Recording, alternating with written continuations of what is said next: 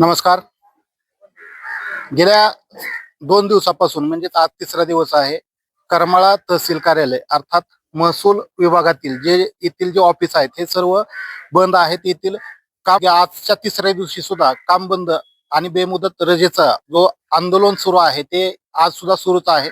त्या अनुषंगाने या ठिकाणी जे नागरिक येत आहेत ते नागरिकांचे सुद्धा या ठिकाणी मोठ्या प्रमाणात हाल होताना दिसून येत आहेत.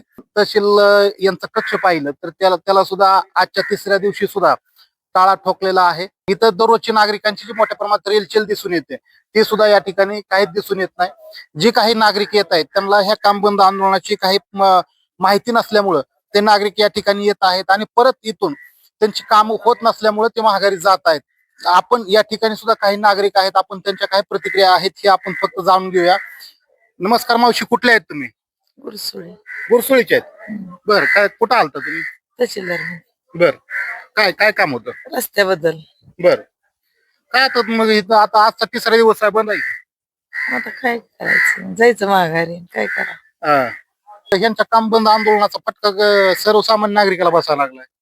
मग आता काय करायचं, आता केळीला तर आम्हाला रस्ता पाहिजे, तर केळी जायचे होते. हा हा. मग आता काय करायचं.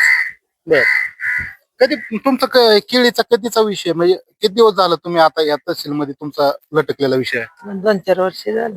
बर, रस्त्याचा विषय आहे का? बर, निकाली काढायचा आहे काय? निघायला लागला. बर बर, मग आता नेमका कुठं नडलंय? संरक्षण. बर, आम्ही त्याच्यात तहसीलदारांची सही ती हा, पाहिजे. सही पाहिजे, काय नाही.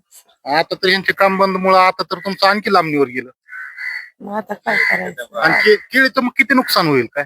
मग आता काय करायचं, तरी तरी साधारण किती होईल? किती एकर केळी आहे? 4 एकर. 4 एकर केळी आहे. म्हणजे तुमचं लाखोच्या पटीतच नुकसान होतंय म्हणा की. 4 एकर केळी आहे, त्यामध्ये यांचं मोठ्या प्रमाणात केळीची लागवड आहे, काढणीला आलेली आहे. परंतु आता पोलीस प्रोटेक्शन, पोलीस संरक्षणाच्या माध्यमातून तिथं काय आता गावचा विषय म्हणलं की रस्त्याचा विषय आला, आडवा आडवीचा विषय आला आणि त्या ठिकाणी आता सध्या अडवणूक सुरू आहे. त्यासाठी त्यांना पोलीस प्रोटेक्शन पाहिजे. तर दुसरे एक नागरिक आहेत. नमस्कार, तुमचं नाव काय? नमस्कार, मुनीर शेख गुरसुळे. गुरसुळे. कशा संदर्भात रेशन होतं? काढण्यासाठी आलतो. 2-3 दिवस झाले येतोय मी. बर. तर काम काय व्हायना, आता ही संप आहे. तर संप 3 दिवस झाला, आता मी रोज येतोय. आज बी आलोय. बर. आता अजून इथं माघारी जायचं. 3 दिवस झाला माघारी जातोय. लोक लेकरांच्या शिष्यवृत्तीसाठी रेशन कार्ड लागायचे. ही काम म्हणजे रखल्यात. माझी. बर. शासनाने ह्यांचं त्यांचं जी काय मागणी असते पूर्ण करावं आणि आमचा रस्ता मोकळा करावा, आमची कामं रखडलेली पूर्ण करावी, चालू व्हावी. आलं इथलं प्रशासनाचं आणि तिथल्या शासनाचं या दोघांच्या भांडणात सर्वसामान्य नागरिकाचं मरण आहे. आमचं मरणच आहे माझं. आता किती नागरिक याच्या जात्यात. काय गाड्या नाहीत, काय कशाने याच्यात चलत जायचं. 6 वाजता कोणा इष्टी, कोणा 7 वाजता इष्टी, त्याची गैरसोय. बरोबर, असं झालंय ना. म्हणून शासनाने त्यांचा निर्णय लवकरात लवकर द्यावा आणि आमची कामं राखलेली चालू व्हावीत. शासन देईल का निर्णय? काय ही तर काय आता 3 दिवस झाले यांची काय दखल घेणं गेला, आज तिसरा दिवस आहे. दखल काय घेणार, पण सर्वसामान्यच मरण व्हायला बरं झालं, मग ते द्यावं लागेल ना. लवकरात लवकर देऊन आमचा निर्णय चालू होईल ना. काम म्हणजे काम ती लवकर सुरू होते काम. हा.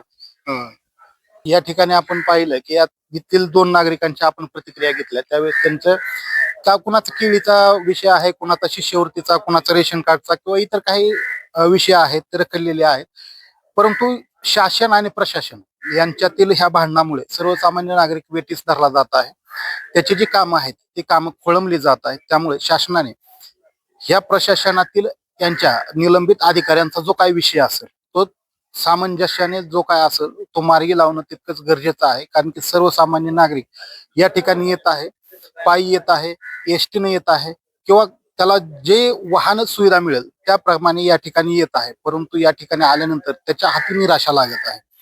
त्यामुळं शासन आणि प्रशासनातला वाद हा कधी मिटणार आणि ह्या सर्वसामान्य नागरिकांची कामं कधी आणि कशा प्रकारे होणार हे सुद्धा पाहणं तितकंच गरजेचं आहे. आणि शासन यावर कधी तोडगा काढेल हे आता आपल्याला पाहणं गरजेचं असेल.